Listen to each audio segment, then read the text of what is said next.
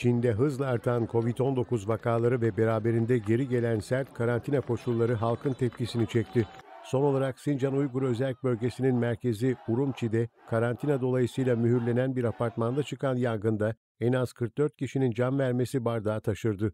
Yangının çıktığı bina korona önlemleri kapsamında karantinadaydı. Ayrıca Müslüman Uygur ailelerin erkeklerinin hepsi toplama kamplarına götürülmüştü.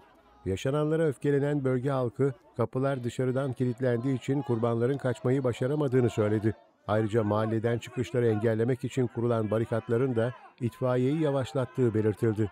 Protestolara rağmen Pekin yönetimi sıfır vaka politikasının getirildiği tedbir yöntemlerinden vazgeçmiyor.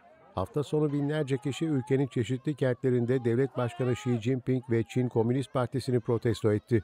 Ülkenin en büyük kentleri olan Şangay'da ve başkent Pekin'de toplanan binlerce kişi Xi Jinping istifa ve Komünist Parti istifa şeklinde sloganlar attı.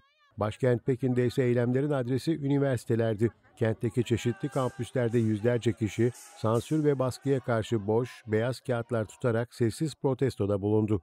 Dünyanın kalanı korona aşılarının bulunması sonrası virüsle yaşamadı verilen kontrollü normalleşme stratejileri uygulamaya geçerken Çin hala katı yasaklar öngören sıfır vaka politikasında ısrar ediyor.